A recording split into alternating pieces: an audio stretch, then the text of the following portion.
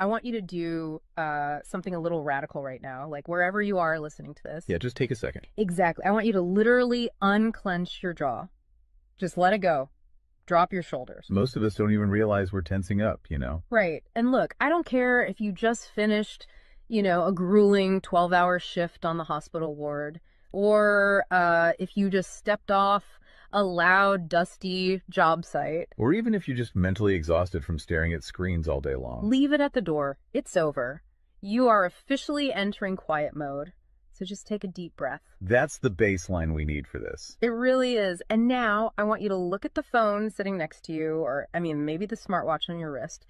Every single time that screen lights up, every time it buzzes, it steals exactly 23 minutes of your life. Welcome to the deep dive. It really is a staggering number to confront when you put it like that. 23 minutes Yeah. from one buzz. Yeah, because we tend to measure interruptions in like the seconds it takes to glance at a screen, right? Whoa! We completely ignore the massive cognitive debt we incur the moment we look away from our deep work. And that cognitive debt, that is exactly the central target of our mission today. Okay, let's unpack this. We are exploring The Sovereign Architect's Guide by Chillstar 08.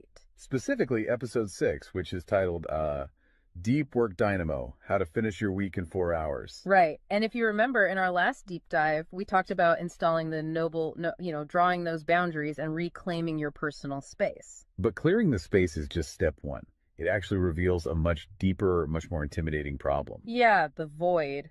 What are we actually supposed to be building in that silence we just fought for? Because if we don't have a blueprint, the noise of the world is just going to rush right back in to fill it. Oh, for sure. We have this natural horror of a vacuum.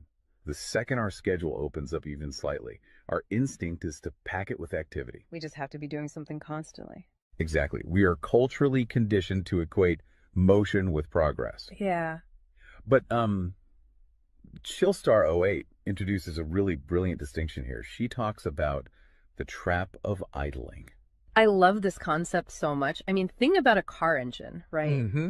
The engine is running, the pistons are firing, it's burning through all this expensive fuel, making a ton of noise and vibration. But the car is in park. Yes, it isn't going anywhere, and that is what most of our daily quote-unquote busyness looks like. We feel incredibly productive because we are in constant motion. Right. You check a text message while you're sitting at a stoplight. Or you answer a quick email while walking from your car to the front door. You stare at a spreadsheet on your laptop while, your family dinner is sitting right in front of you, literally getting cold. And that right there is the illusion of productivity. You end your day feeling physically and mentally depleted because you were constantly doing something. So you didn't actually do anything that matters. Exactly. If you step back and evaluate your legacy, the deep, meaningful work, the art, the business strategy, the relationships. Right, the relationships that actually move your life forward. None of it progressed. You spent 8 hours idling. You were everywhere, which means you were truly nowhere. Man, that hits hard. And this brings us back to that terrifying 23-minute statistic from the research she cites. I don't want to just gloss over this. No, we definitely shouldn't. Because understanding the mechanism behind it is crucial. Why does a 5-second distraction cost us almost half an hour? It basically comes down to how our prefrontal cortex manages working memory. Your brain is not a computer processor that can just run multiple applications in parallel. Right. We can't actually multitask. Exactly.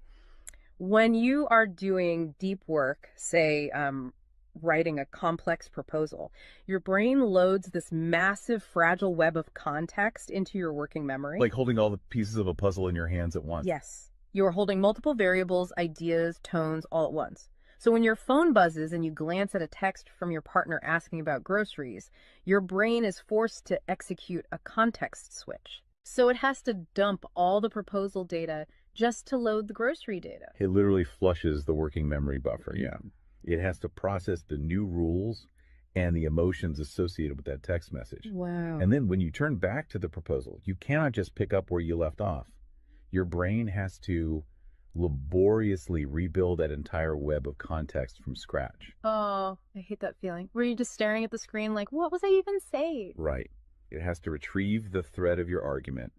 Remember the tone you were using, recall the variables. That rebuilding process takes an average of 23 minutes of cognitive effort, And it burns a ton of energy doing that, right? massive amounts of glucose. That explains so much. I mean, that is why people hit 5 p.m. and feel physically exhausted, almost sick to their stomachs. Even if they've just been sitting in a really nice ergonomic chair all day. Exactly. They haven't been doing deep work. They've been doing cognitive gymnastics, just constantly flushing and reloading their working memory. They are burning fuel just to stay in park. So, okay, let me bring in what I like to call the transformer concept here. Because our focus is like an electrical grid. If you have, 50 browser tabs open, you are leaking energy as raw, unusable heat rather than concentrated light. That's a great way to look at it. So if we are all acting like our focus is this cheap renewable resource, how do we stop being what Chillstar '08 calls a subject to the pings of the world? I mean, how do we actually become the architect of our attention? Well, what's fascinating here is how she frames the philosophical shift we need. She says utility does not equal value. Oh, say that again. Utility does not equal value. Right. In the modern workforce, we have been completely conditioned to believe that being constantly available makes us valuable. Like if you answer a Slack message in 3 seconds, you're the hero. Exactly. You are praised as a good worker.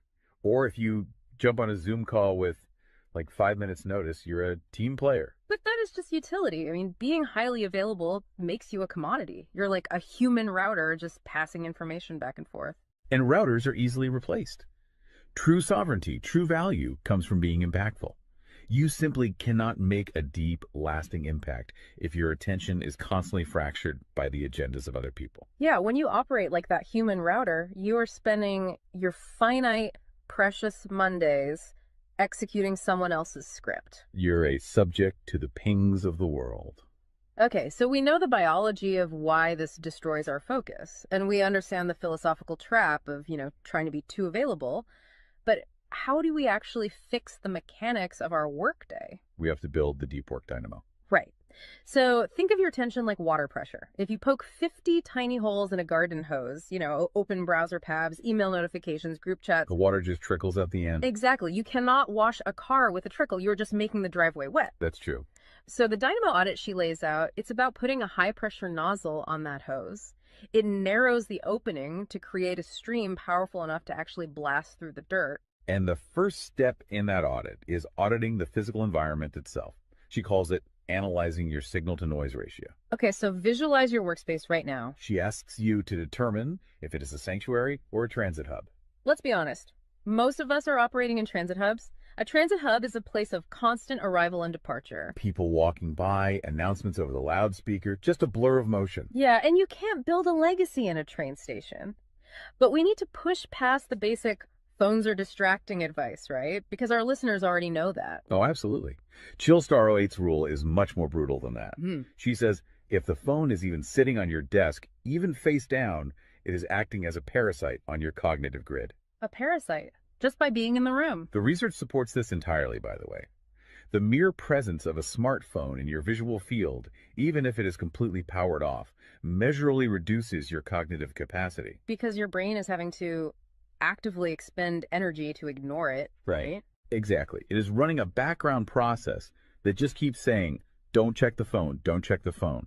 That is energy being actively stolen from your primary task. So sovereignty literally begins the moment you physically remove the device from the room, put it in a drawer down the hall. Close the door. Make the physical environment quiet. But okay, let's say you've done that. That doesn't stop your own brain from creating internal noise, right? Like trying to juggle 5 projects at once. How do we fix the internal wiring? That brings us to the second pillar of the audit, which is the batch wiring rule. This directly addresses the danger of switching fatigue, which we touched on with that 23-minute penalty. Right, the cognitive glucose burn. Yeah. When we attempt to multitask, like writing a creative brief, then pausing to check inventory levels, then answering 3 customer service emails. And then trying to go back to the brief. Right. We are grinding our mental gears to dust. We are switching between entirely different cognitive states. Because creative writing uses a completely different part of the brain than calculating inventory, obviously. They require entirely different operating frequencies. So the batch wiring rule dictates that you must group similar tasks together based on their cognitive load. Okay. And you do not switch the current until that specific type of work is completely done. You do all your deep analytical thinking in one high voltage And burst. then you save all your reactive administrative stuff for a separate lower voltage block later in the day. Precisely. It's all about staying in one gear. Like if you are driving up a really steep hill, you don't constantly shift between first gear and fifth gear. You lock into the gear that provides the right torque and you just ride it out. That's a perfect analogy. But okay, here's where it gets really interesting. This leads to the third pillar of the audit, and this is where I actually need to seriously push back on the source material a bit. She calls this the zero access window. Ah, yes. This is usually where the resistance starts for people. Because it sounds impossible for a normal person. She says you cannot just plan to be focused, right? You have to legally schedule it. You have to lock in one sovereign hour. Yeah, 1 hour where you are legally dead to the outside world. No boss, no family, no, hey, do you have a second for a quick question? Just you and the blueprint. It's extreme, yes. But let's do a reality check here. I mean, I see how that works for a solo digital entrepreneur or a freelance writer. But what about someone whose literal job description is to be available? Right, like an IT support specialist. Or a floor manager or a nurse on a ward or even, a parent at home with a toddler. How do they justify just vanishing? It feels like this advice only applies to a very specific, privileged type of worker. That is the most common and, frankly, the most valid hurdle to this entire system. But we really have to look at how the principle scales, and we have to look at the internal psychology of the worker. Okay, walk me through that. First, let's address the context of Chillstar '08's own life.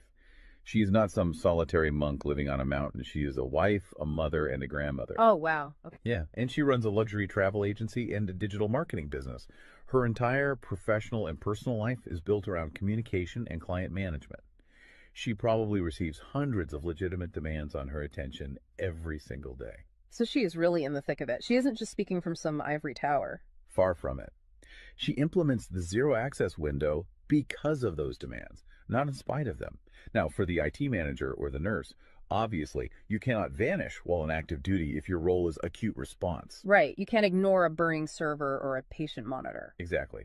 But the principle applies to the deep work surrounding the active duty, the scheduling, the charting, the strategic planning. Even in highly reactive jobs, there is legacy work that gets pushed to the margins. That makes sense. And the challenge isn't just logistical, it is deeply psychological. It's the internal guilt, isn't it? Yes, exactly. People feel like bad employees or bad parents or bad partners when they set a hard boundary. Yeah. We tie our entire self-worth to our responsiveness. We think, if I am not instantly available, I am failing them. Man, that is so true. We feel guilty for taking an hour to ourselves. But setting a zero access window is not about neglecting your family or your team. It is about condensing your high level work into massive, high impact bursts of energy so that you can actually be present later. Wow. Okay. Consider the alternative. If you don't carve out that absolute focus, you end up giving your family or your team partial fractured attention for 12 hours straight. Exactly. You are physically at the dinner table, but mentally you are drafting an email. Or you are sitting on the floor playing with your kid, but you're checking a Slack notification over their shoulder. You are trading constant low quality availability for scheduled high quality presence. It is entirely about communicating boundaries to protect the quality of the time you do give people. You tell your team, look, I am going offline for 60 minutes to finish this crucial report. If the servers literally catch fire, call this specific emergency number. Otherwise, I will address all questions at 11:00 a.m. Right. You aren't vanishing to hide. You are vanishing to get the work done efficiently so you can actually live your life. Which brings us to the ultimate why behind this entire system. Because once you fight through that guilt, once you build this 4-hour fortress, you have to know what it is all for. It's not just about becoming a hyper-efficient robot. No, because if you use these tools just to do more of your boss's busy work or to take on 3 more stressful projects, you have entirely missed the point. You are just speeding up the treadmill. If we connect this to the bigger picture, the destination we are driving toward is a concept she calls passive magnetism. Okay, break down passive magnetism for us, because it sounds a bit abstract. Think of it as the gravity your work generates when it is undeniably good. Most people operate with active desperation. They are loudly networking, constantly posting, aggressively chasing clients or promotions. Just relying on sheer volume to get noticed. Right. Passive magnetism is the exact opposite. It is the ability to attract results, clients, wealth, legacy, or respect through the undeniable quality of your deep work. Because you actually took the time to build something substantial rather than just talking about building it. Yes, when you engage the deep work dynamo, you produce work so concentrated and so valuable that it acts as a magnet. You don't have to chase the market comes to you. And the ultimate prize of achieving that passive magnetism isn't just more work. The prize is time. Time is the ultimate currency. The dream of the sovereign architect is to finish an entire week's worth of business output in just 4 hours. You do this high voltage work often while the rest of the world is literally still hitting the snooze button. You free up the remaining hours so you can go be a traveler, so you can be a creative. So you can be a fully engaged grandparent like Chillstar 08. Exactly. She frames it beautifully in the source text. She says, we wire for silent so we can live in volume. Oh, I love that. We embrace the discipline of the quiet fortress so that our actual lives can be loud, vibrant, and fully experienced. We are finally taking control of the dial. But, making that shift from a frantic, reactive employee to a calm, sovereign creator requires a massive shift in identity. You have to tune your mind before you sit down to do the work. It is really difficult to just sit down at a desk and instantly command your brain to perform deep work, right? Especially if you've spent the last hour navigating traffic and listening to the news. You need a transition ritual to cross that threshold. And Chillstar 08 provides something for this transition called the Chillstar's Creed. It is designed to be a grounding frequency. It really centers you. Yeah, so I want you, the listener, to use this. I want you to imagine a slow, steady heartbeat in the background. Just a deep, resonant 528 hertz frequency.